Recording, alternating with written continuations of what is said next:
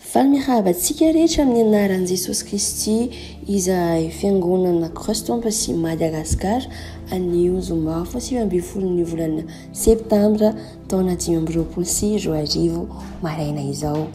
Ampifaliana ho anay foana no izara rapsody famarinana ho antsika tsirairay avy Mariana fa Ansiratalelan'Andriamanitra Pasteur Kisoya Kelome izy dia ilay filoha mpanorina ny fiangonana Kristy Ampasy maneran-tany ny manao anao zany ity vakiko anao androany ity famarinana hoanao ity vakiko anao androany ity dia manasanao arany hivantoka hatrany. Ny loha-hevitry ny raso dia antsika anio dia hoe ny herin'ny fahalalana fanambarana. Tena Andriamanitra ny andiny fanokafana eto dia nalaina tao amin'ny bokin'ny Efesiana toko voalohany ny andiny 7:10 izay mivaky toy izao amin'ny anaran'i Jesosy. Mba omen'Andriamanitra Jesosy Kristy tompontsika ray ny voninahitra ho anareo ny fanahy ny fahindrena sy ny fanambarana amin'ny fahalalana azy tsara. Alleluia.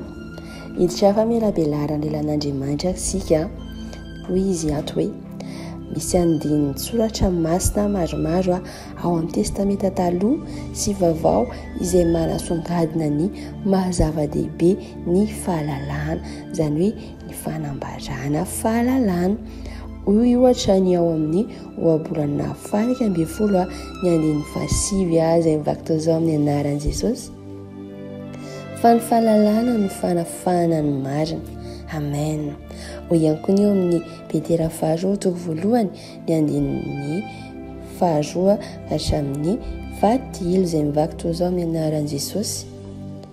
Ampitomboina ho anareo aniny fahasoavana sy ny fiadanana amin'ny fahalalana tsara an'Andriamanitra sy Jesosy tompontsika. Efa nomeny herin'Andriamanitra ho antsika ny zavatra rehetra momba ny fiainana sy ny toe-panahy araka an'Andriamanitra amin'ny fahalalana ilay niantso antsika tamin'ny voninahiny sy ny fahatsarany. Alleluia.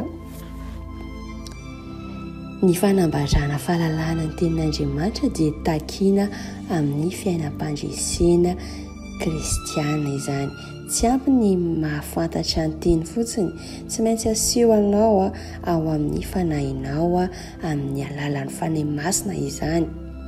Ny teny dia tokony mifindra avy amin'ny fampafantarana makany amin'ny fahazavana. Izany no manosika anao ho any amin'ny tontolo ambony kokoa amin'ny fandresena sy ny fanapahana. Alleluia.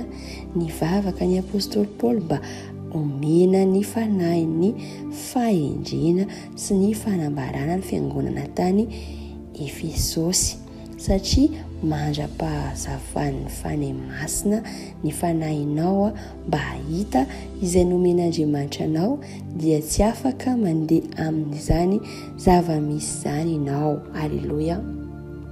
Ny zavatra tsy fantatrao dia tsy azonao takiana izany. Izay tsy hitan'ny masonao, izay hoe izay tsy hitan'ny mason'ny fanahinao dia tsy afaka hifalianao zany. Ankehitriny dia anao ireo fitahiana fen'ny filazantsara, saingy tsy maintsy tonga tena azo tsapain-tanana aminao zany amin'ny alalan'ny fanambarana izany.